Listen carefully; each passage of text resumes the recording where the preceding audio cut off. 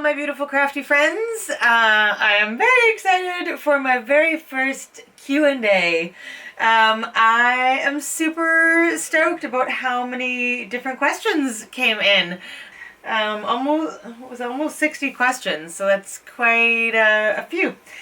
So, I am going to just kind of dig in. I've got them all, I got my computer right here beside me, so I'm just going to kind of go through them and answer as we go. And at the very end, I will announce the winner of the giveaway. So you're going to have to stay till the end and listen to me talk until then. Or I suppose you could just go to the end of the video and do it that way as well. But I hope that we want to listen to me talk. Okay. Alright, getting comfy here. Alright, first question. Alright, Louise Williams. She says, I enjoy crafting and anything to do with art. I color and draw a lot, so I was curious about the things that you enjoy. What do you do in your spare time when you're not working or crafting?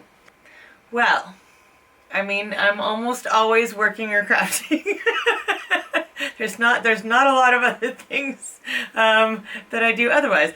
I like to walk in the woods and along the beach, so I like to be in nature. I love photography, although I have not been doing nearly enough of that lately, so I need to get back into that a little bit more. I do a lot of photography when I'm traveling, and then I seem to struggle with it when, well, not struggle with it, but I just don't do it enough when I'm home.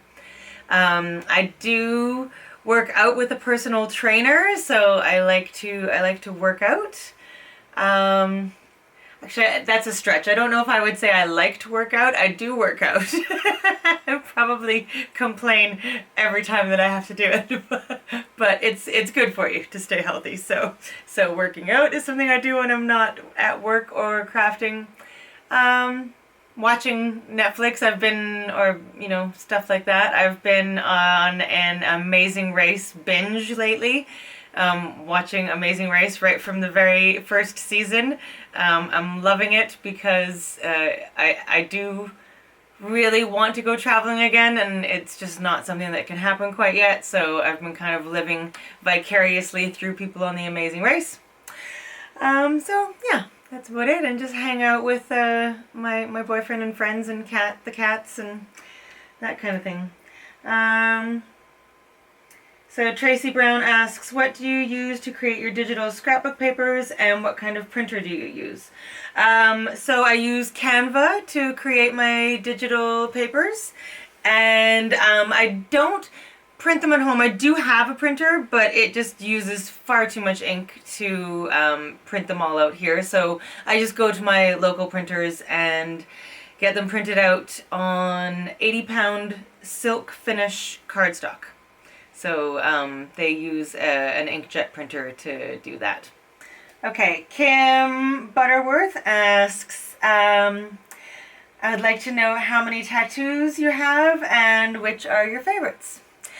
I have 11 tattoos and 7 piercings. I've got a 29-hour back piece, which I absolutely love.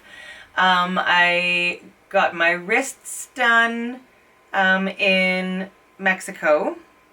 My Mayan sign is yellow lunar sun, so I got an Aztec moon and sun on my wrists. My half sleeves, obviously I call them my gauntlets of power. I love them. I think they might be my favorite. I really love my arms. I think partly because I see them all the time, and some of my other tattoos I don't see all the time.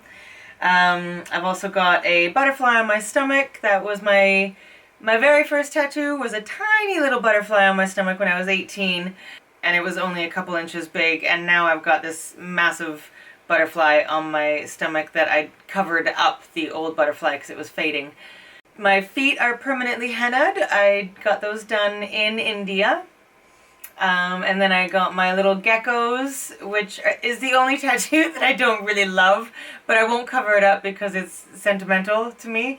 I had that done in the upstairs of a bar in Bali many, many moons ago.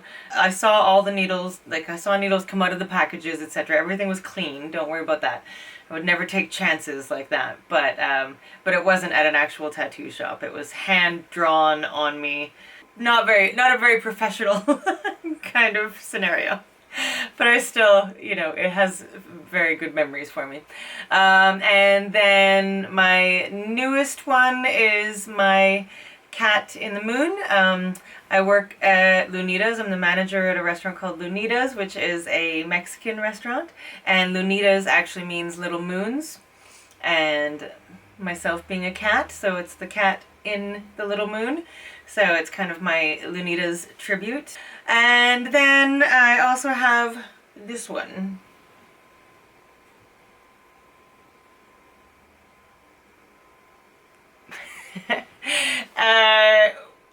We call ourselves the Mustache Mafia. There's a whole bunch of my friends who have mustache tattoos on their fingers, so we can all take photos like this, and everyone has a different mustache, so it just makes it fun to take some photos like that. Okay, moving on. This might take a while. I'm only on question 3. Okay, Lisa P asks, I heard in a previous video that you live near the forest. What is that like? And do you find that it is your muse? Because when I'm in nature, I feel more creative, most likely because I'm more relaxed and in tune with my surroundings. That is completely the case. I love nature and I love being surrounded by it. It is definitely inspirational to me in my art. Yeah, and if I'm having a cranky day, being near trees or the ocean, but especially the trees, definitely calms me back down. It's hard to be grumpy when you're surrounded by so much beauty, so definitely the trees help. And it's just a nice backdrop. I don't have a lot of nice backdrops in the little apartment that we live in, so that's why I like to do my intros in the forest, because I'd rather you look at the forest. But it's a little chilly out today, so I didn't want to sit outside for an hour and a half while I film this. Carrie Pinky Chavez asks, what is your sun sign and moon sign? My sun sign is a Leo. I am very, very much Leo. And my moon sign is a Taurus. And my rising sign, in case you're wondering, is Scorpio. So, yes. I actually didn't know I had to look up my moon sign. I actually did not know that my moon sign was Taurus. So that was interesting to read about that. Alright, moving on. Karen Duchette says, I've always wondered about your journey and how you learned to create your own designs of papers and designs of albums, and how do you keep coming up with new and creative ideas? Well, I have been crafting pretty much all my life in different mediums. The albums and the papers, the very, very first album that I created, 2009, 2010, when I first saw, I don't actually remember who, I saw it on YouTube. It came up randomly as I was watching YouTube. It was a very, very simple album, but I thought it was cool. I don't remember what album it was or who made it, but I decided to try my hand at making a couple, so I followed a couple tutorials, and once I kind of got the gist of how they went together, I don't know, it just kind of clicked. I just started making them, and did a couple classes within like a year of learning how to do it, and just kept playing with things. I made a lot of mistakes, and a lot of my first albums, I look at them now and I cringe because I did so many things wrong. But I just eventually kept doing it. I got kind of obsessed with them and made so many that I just became rather proficient at it. And it just kind of really, something just clicks in your head. Albums were like that for me. I don't know, ideas just kept coming almost too quickly sometimes. And I know there's a couple other questions somewhere in here that I saw that asked how I kept getting ideas and where I find inspiration for my albums. So I'll kind of answer that at the same time. I find inspiration for my albums in some unlikely places. Wooden puzzle boxes, I love those, and I'm always trying to figure out how I can create, turn something that is 3D and make it kind of flat and 2D.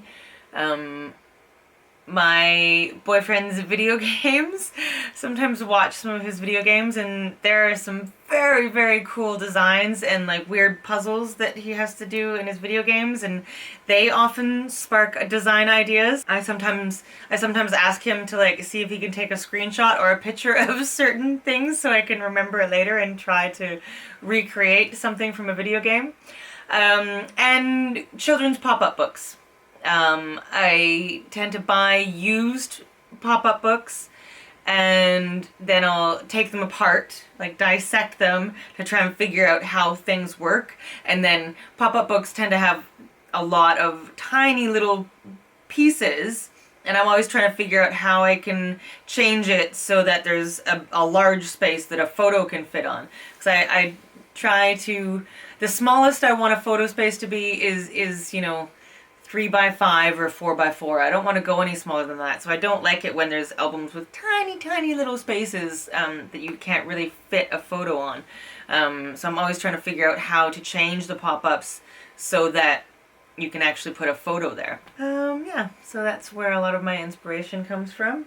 Elaine Stewart says, I live in Northern Ireland and our weather is wet. Do you have extremes of weather where you live?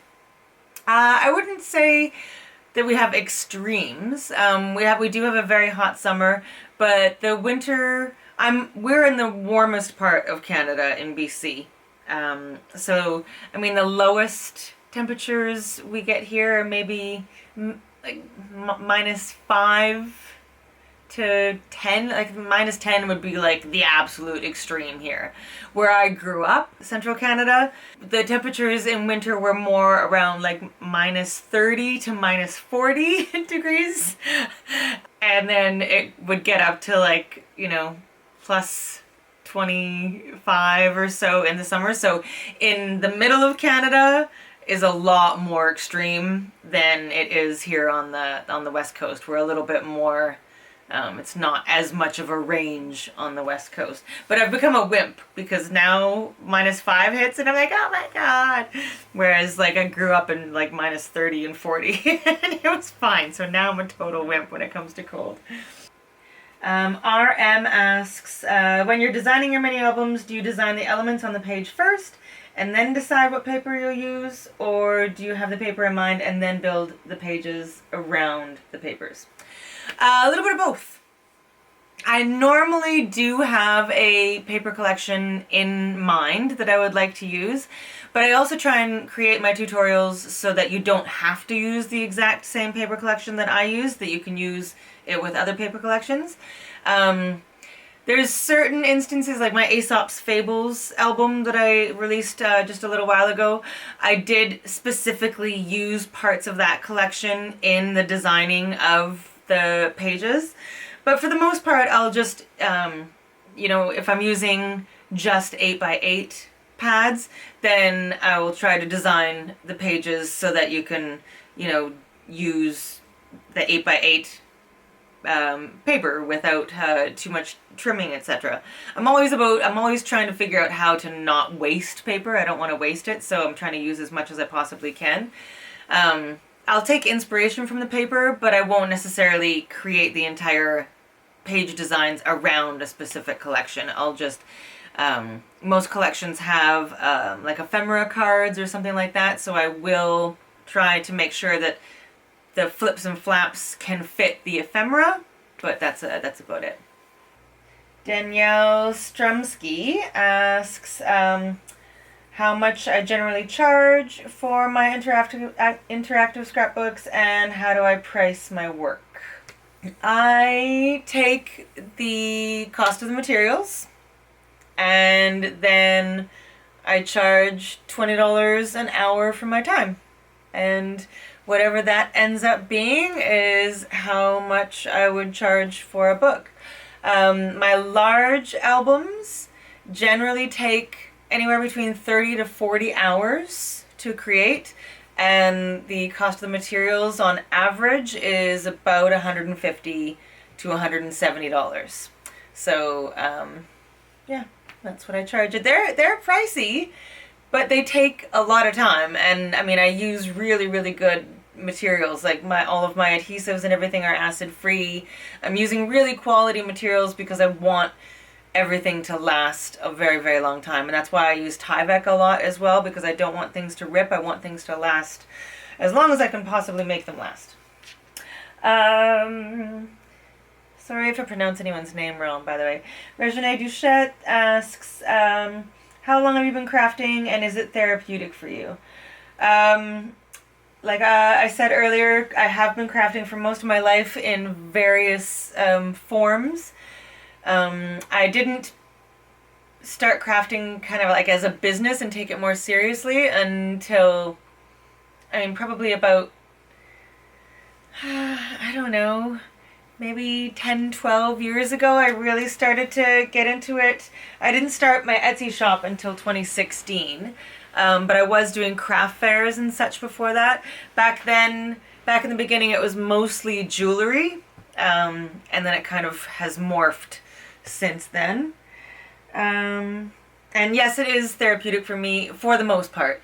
There are some days where it's hard to talk to the camera because it's just you in an empty room, and there are times where I find it a little bit, it's not as therapeutic as it could be because I'm listening to the sound of my own voice for a very long time.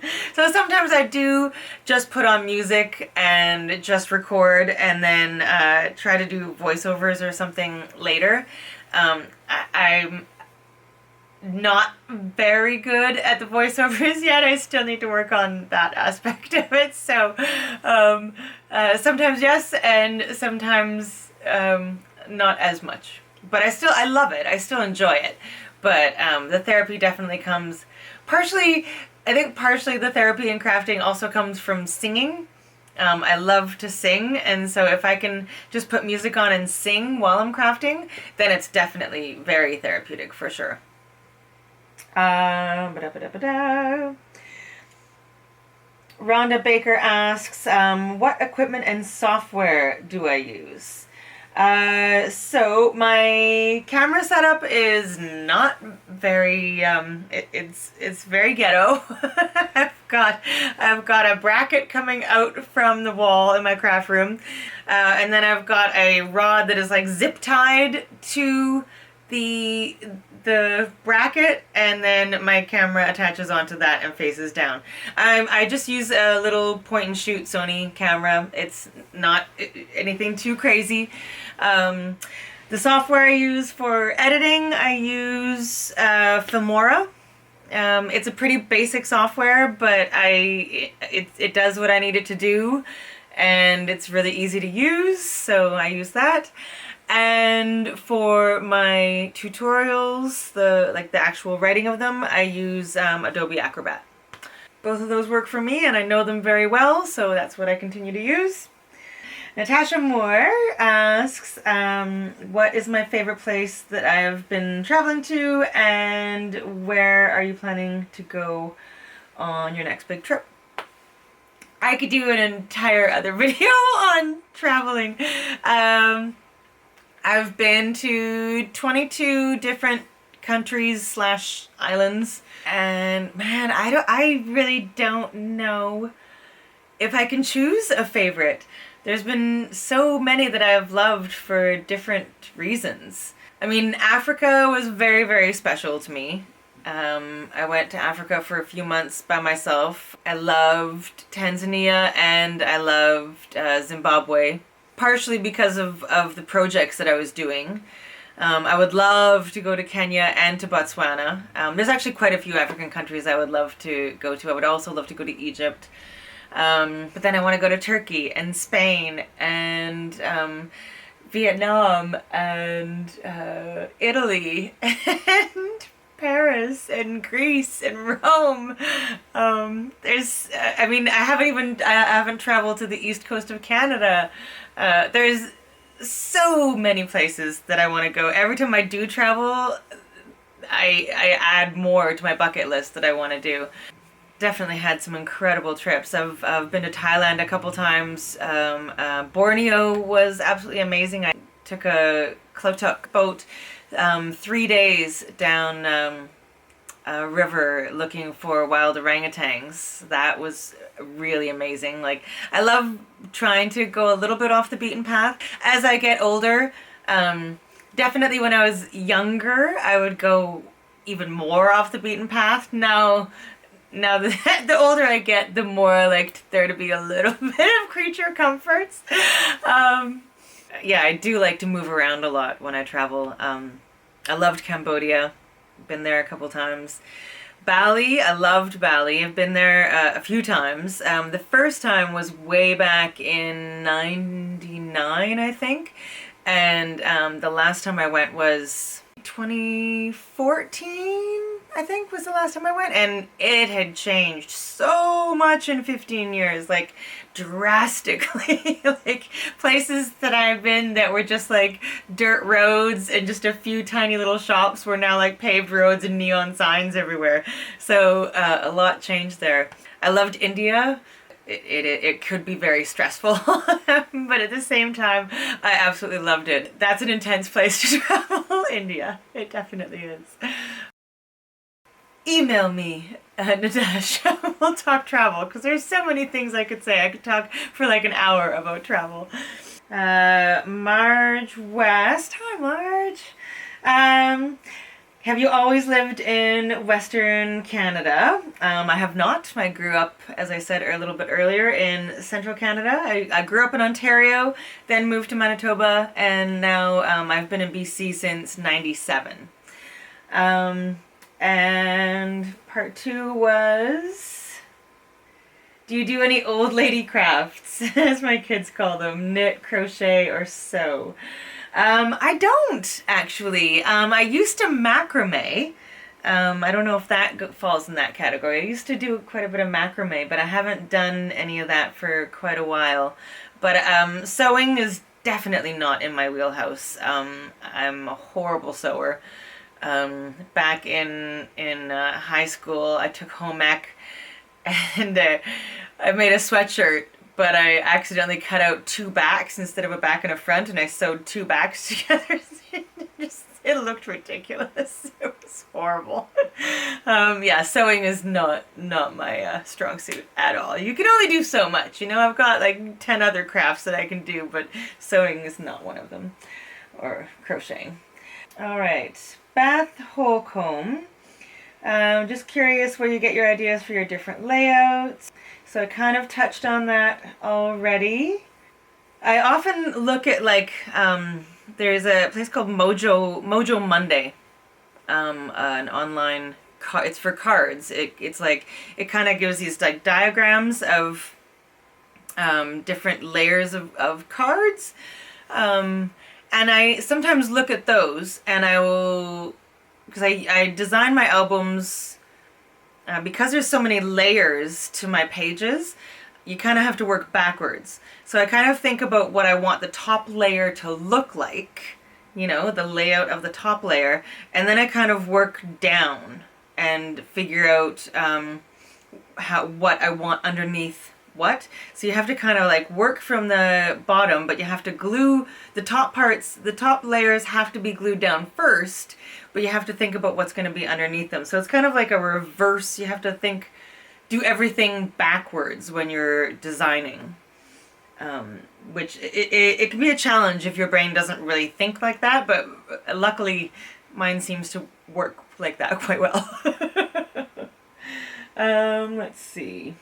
Linda Kilmer asks, I watched your craft room reorganization. How is it doing these days? Well, I mean, it was very organized for a short amount of time, but there's just not quite enough space. I tend to explode when I'm crafting, and there's stuff everywhere, and I just don't have enough counter space to organize things the way that I want things organized. We are going to be moving in about a month's time. So in a couple months, I should have my new studio set up, and there will be more space in that studio. So I'm going to be doing another craft room organization video then, and I'll show you my new craft space, which hopefully will be more organized than this one. Marilyn B asks, how old are my cats? Now there's a couple questions about the cats. So Tundra is turning 11 in April, and Zuri will be turning 6 in June. They're very much mama's boys. I've had Zuri since he was only 2 days old. He was found under a bush with his sister, crying. His mom had been found hit by a car. So someone had brought these cats to the vet, and I knew the vet quite well, and they called me and asked if I wanted to foster a kitten, and it was a very, very big job to be cat mama. There was a lot of things that I didn't know, a lot of things that I had to teach him that I didn't realize that I would have to teach him, and bottle feeding every 2 hours, and it was a pretty big thing. He weighed just over 300 grams when I got him. His eyes weren't open yet. His ears were still flat against his head. So I was literally the first thing that he saw and heard. So that's why he's so bonded to me. They were found on the same street. I'm pretty sure that they are brothers. As soon as they saw each other, they were very much bonded together. When both Tundra and Zuri came into my life, I had 2 other older female cats at that time, Nade and Kiara, and they both made it to 20 before they passed over on the Rainbow Bridge. But they all got along very, very, very well. But Tundra and Zuri were incredibly bonded together, and they still are. They're best friends. Someone else asked, I'm not sure who it was, but I remember seeing someone asked how much they weigh. Tundra was just shy of 12 pounds, and Zuri was just over 14. Zuri is a very strong cat, but he does have a little pudge. He could probably stand to lose a pounder at least. But he's not super overweight, but he has a little bit of a pudge, you know? Crafty Mama 5 said, how did you choose the name for your channel? I had spoken earlier about my Mayan sign is yellow lunar sun. So that's pretty much how it came about, was, took that and Lunar Sun Creations. And then it kind of morphed and had another meaning because I started kind of doing so many different kinds of crafts. We've got the jewelry and the albums and the paper collections and the polymer clay and so many different kinds of crafting that it's kind of everything under the moon and the sun. So now it's kind of got a dual meaning. Lisa Wagner, I would like to know if you are married, children. You never seem to talk about yourself. I don't. I guess I don't talk about myself. I'm always so focused on making sure that I do a good tutorial for you that I don't really talk too much about myself. But I'm glad everyone wants to know. I am not married currently. I am twice divorced. My first marriage was very, very young. I was just over 20 and totally thought that, I knew everything and I knew nothing. And I was far too young. I'd only known the guy for about 1.5 years, and we just weren't a very good match, and there was some serious trust issues, and we were only married a couple years. The entire relationship from meeting to divorce was about 4 years. And I did get married a second time about a decade later. We were together for 10 years. There was definitely some good times, but there was also some substance abuse issues, and things just they didn't work out again.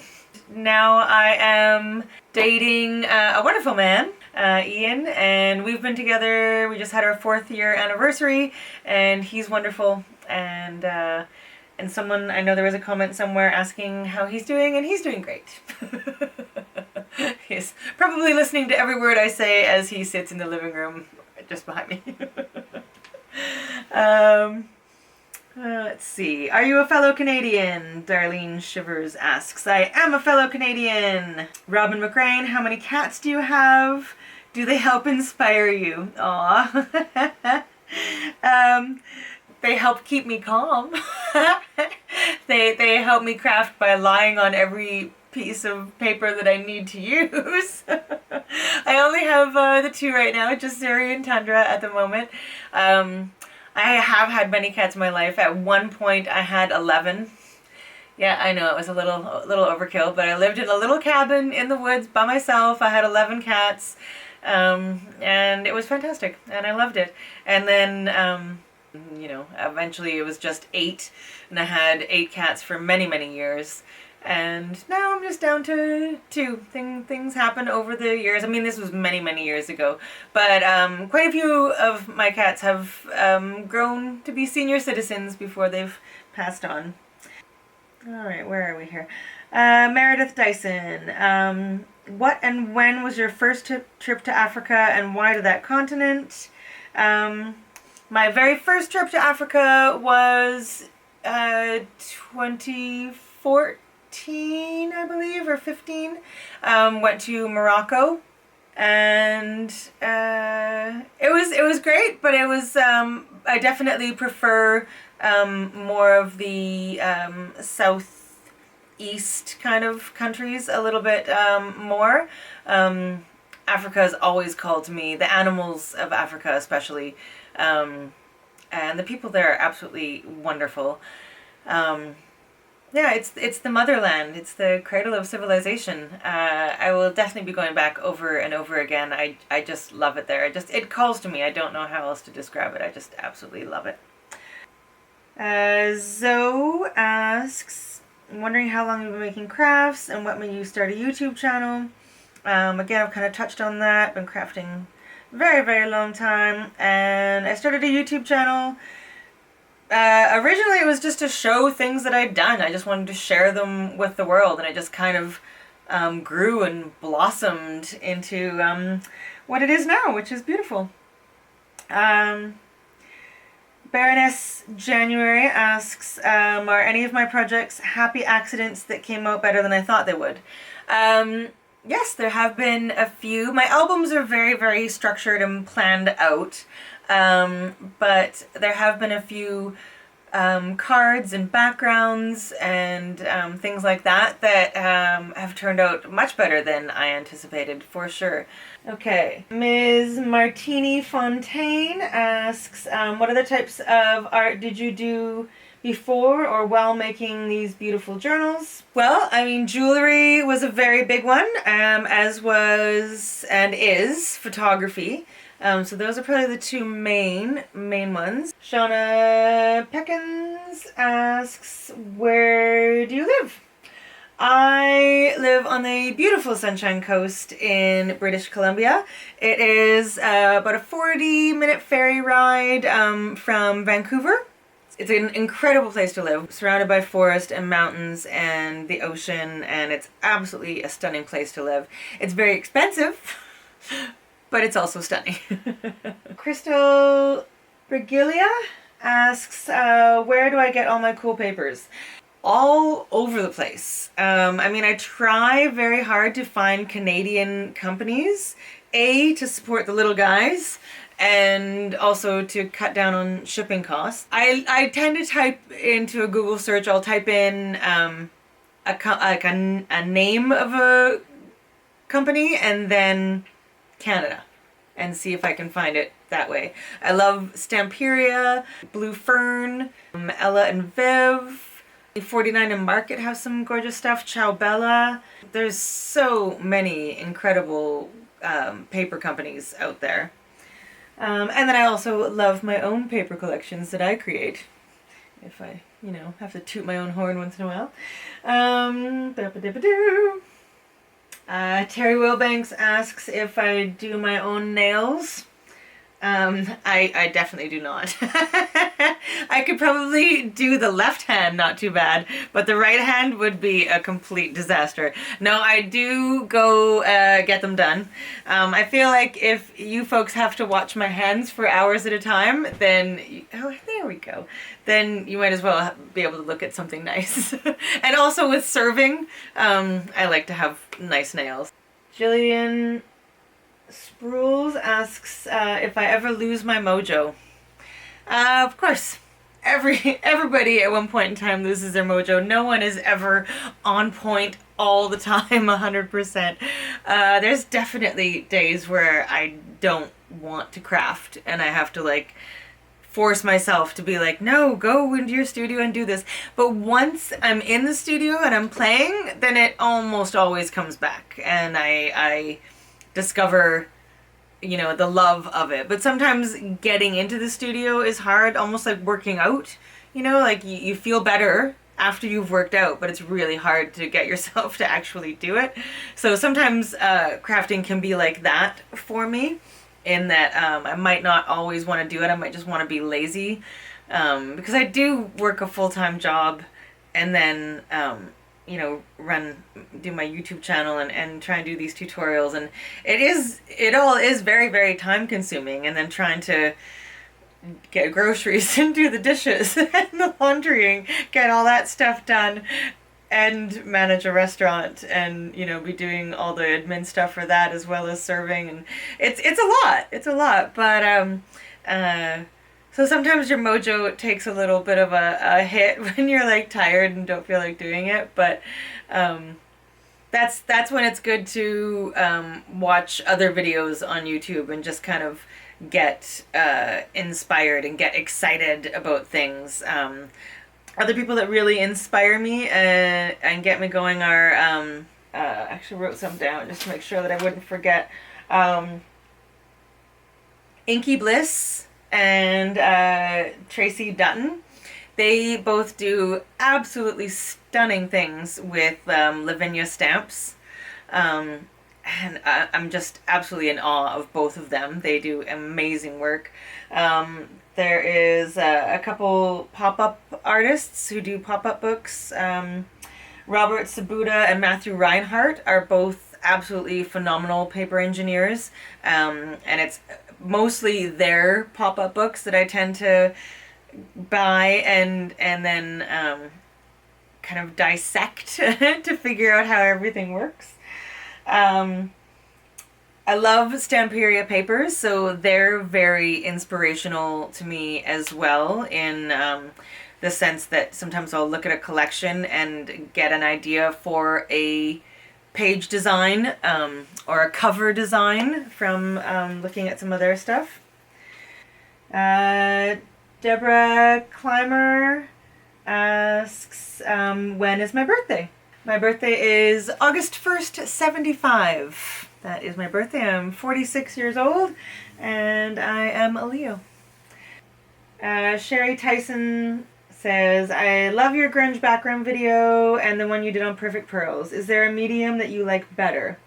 Mine change every day. Sometimes watercolor and mica powder, sometimes ink blending. Variety is my go-to. Is that how you feel? Definitely. That's part of why I created the project picker, because it was so hard to get my brain to focus on just one medium and one product and one way of doing something. So I love variety. I love trying everything. So that kind of like honed my focus into just one category. So definitely, that's definitely what gets me going. Zandra Garcia asks, how long in real time does it take me to make one book? If I was just doing an album from start to finish without doing a tutorial on it, then it would probably take me about 40 hours. When I'm doing a tutorial on it, it is a much longer process, like quadruple. So I write down all of, I'll show you like here's an example of what Is it gonna focus? Focus, focus. So here's an example of what like one page design might look like. It's just a whole bunch of like scribbles and ideas and measurements changing constantly. So I do that with all of my page designs. So I create them in like just like a copy paper first and write them down as I go. And then I will create the album again in actual cardstock, 80-pound cardstock, taking pictures of every single step. So, I mean, I'll do one score line, take a picture, do another score line, take a picture, like, so every single step, on average, it's about 450 to 500 photos. So that's 500 times that I have to pick up the camera and put it back down. Like, so that takes a very long time. And then I have to actually write the tutorial and using all of those pictures, and then I take that tutorial and follow it while videoing the album for a third time, and I use my own tutorial just to make sure that all the measurements are correct and everything like that, to try and catch any mistakes that there might be. So when I do a tutorial, on average it takes me about 150, anywhere from 130 to 150 hours from beginning to end. It's a very, very, very long process. It's worth it. I mean, I want to be very, very thorough, and I want people to feel like no matter what stage they're at, they can make one of my albums, but it is a very long process. I'm essentially making the album 3 times, but also designing it, and it's that's why I can't put one out, you know, every single month, because it's like having a full-time job doing a tutorial. Sheila Jasic asks, I wanted to know if you also wrote stories to go along with your crafting. I don't really. The only time that I really keep a journal is when I'm traveling. I take a lot of photos while I'm traveling, and I do a lot of writing while I'm traveling. So I do have a couple albums where I have journaled in them and you know, added photos, but not a lot. A lot of my albums don't have any photos or anything in them. It's just the album as a work of art itself. Kathy's Art Garage. She asks if I've ever done any art on furniture. I have just some really basic stenciling and stuff like that. I would love to do some DIY furniture pieces. In the new place that we're moving to, I would like to do a couple, but it's just finding time to do that is always a challenge. But I have done some like just painting and stenciling and that sort of thing. Deb's Crafting Room. How do you make the rolling waterfall? And she really likes the spinning page. I do have a couple tutorials that have the rolling waterfall, so it would be in the tutorial. Any album you see with the rolling waterfall, it would have a tutorial. It would have step-by-step instructions in the tutorial. Kathy Lugo, how do you get things straight? I totally suck at it and it breaks my heart. Mom. I don't always get things straight. there have been times where I definitely have to pull it up and start again, or my head gets in the way of the camera, and sometimes you have to be right on top of it to get it straight. I think it's just practice. I mean, I have made so many albums at this point, and I mean, like with every tutorial I end up making the album 3 times. So I mean, I've made hundreds of albums at this point in time. And it's just practice. Your eye just starts to see. I eyeball a lot of things. Like getting things centered is another thing. I'm usually within like 1/8 of an inch most times, just because your eyes get used to seeing the spaces, and just practice. That's all it is. Anya Jimenez asks, what are my go-to tools and my favorite crafting brands? And do I have a routine planning setup when I go to start a project? Go-to tools. I mean, the very necessary tools are scoring board and paper trimmer. I think a MISTI is kind of essential. I couldn't live without my little craft pick for helping me get double-sided tape backing off. Favorite crafting brands, I mean, paper-wise and stamp-wise. I mean, Stamperia is just phenomenal. I think they're just absolutely wonderful. Simon says Stamp for background stamps. They've got some great ones. Ciao Bella has some great papers as well. 49 and Market and Blue Fern. I love their papers. Very, very romantic. What else? I mean, obviously, Ranger and Tim Holtz, like, I mean, he's got so many things. I love those inks. Catherine Pooler's got some great stuff. Absolutely love Lavinia. Like, Lavinia stamps, their stamps are just phenomenal. I love their stuff. What was the third part of that question? Oh, yeah, do I have a routine planning setup when I go to start a new project? Yes, time-wise I definitely do. Because they take so long, I need to really focus on time. So I take my calendar and like I will do 2-page designs per day, and then I kind of work in sets of 2, and then I will take one day and cut all of my pieces twice, so one for taking pictures and one for filming, and then so I kind of, like, each day I will have a little task for myself, like, you know, when I'm actually writing the tutorial, I either have a goal of get through 50 pages, or sorry, 50 photos, so like 50 photos, or the equivalent of like 10 to 12 pages of the tutorial, whichever one kind of comes first. So yeah, I definitely have to schedule things. Even if I'm working every single day on a tutorial, it will still take me at least a month, normally about 6 weeks, to complete one of my large tutorials. Melissa Robinson asks, what is your favorite paint? I don't know. I mean, I don't work a lot in paint. I've been using a lot of the Amsterdam acrylics, but I do love the golden as well. Let me get back to you on that one. I'm going to do some more painting stuff coming up soon, and I'll have a better idea. Seaside Crafter asks, how many hours a week do you spend on your craft? Quite a few. I would say on average, at minimum, I would say about 20 hours a week. And when I'm working on a tutorial, it's probably closer to about 30 hours a week. Keep in mind that I do work full-time as well. So I don't really take any days off, especially when I'm doing a tutorial.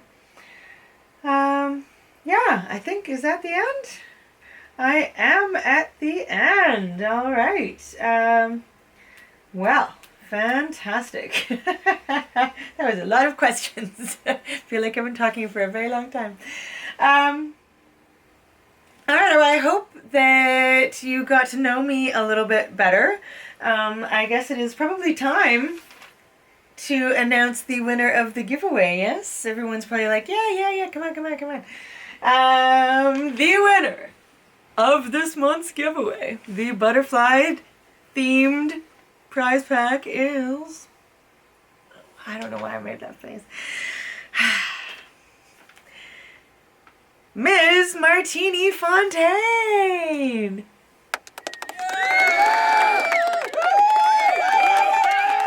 You are the winner. I don't actually know your real name, but that is your handle on YouTube, so you've just won the prize pack. If you could please either get a hold of me via Etsy or email me at lunarsuncreations@outlook. I almost forgot my email address, at outlook.com. That would be fantastic. And let me know your mailing address so I can get that sent off to you. Wow, words are starting to escape me because I've been talking for so long. Okay, all right, well, that was fun. I hope that you learned a bit more about me, and if you ever want me to do another one of these, then I loved it, so let me know and I will do another Q&A. Alright, I hope you are all doing amazing and have an absolutely wonderful day. I will see you again very soon. Lots of love. Bye.